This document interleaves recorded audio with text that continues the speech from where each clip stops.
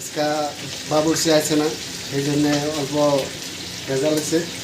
তাই মাছগুলো বাজ হইতেছে, রান্না হইতেছে, দেখেন মাছগুলো বানাইতে হইতেছে। তো আমি আর অন্য কিছু করবো না, খালি ভাজা প্যাকেট করে দিব, সব ভাজা মাছ দিয়ে আজকে খাইতে হইব। সবজি টবজি বানাতে পারতাম না, কেননা অনেক কষ্ট হয়ে যায়। ভাজা হইতেছে, অনেক গরম, গরমের মধ্যে আমি মাছগুলো ভাজতেছি, দেন অনেক মাছ, 10 কেজি মান মাছ আছে, 40 জন মানুষের রান্না এক বাবুর্চিতে হয়। তো এই রান্নাতে আজকে আমি খালি মাছগুলো ভাজা প্যাকেটিং করে দিব, সবারে পিস পিস করে দিয়ে দিব, সবে ভাগ করে।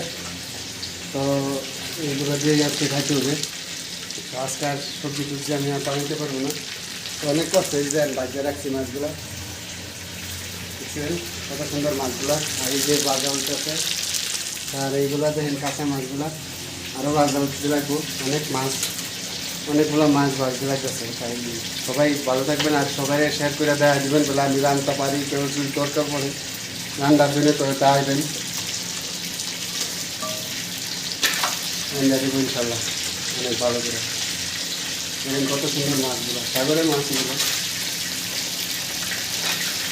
কিরকম লাগছে গাইস, কমেন্টের মধ্যে জানা যায় তোমাদের কাছে কিরকম হলো। তেলের ভয় তো, গরমে তেলের ভয় লাগে, তেলগুলো শীতা যায় দিদি, সেই জন্য ভয় লাগে, হালাই করতে লাগে। বাবুর্চি করে পুরা তিনি কাজ করে।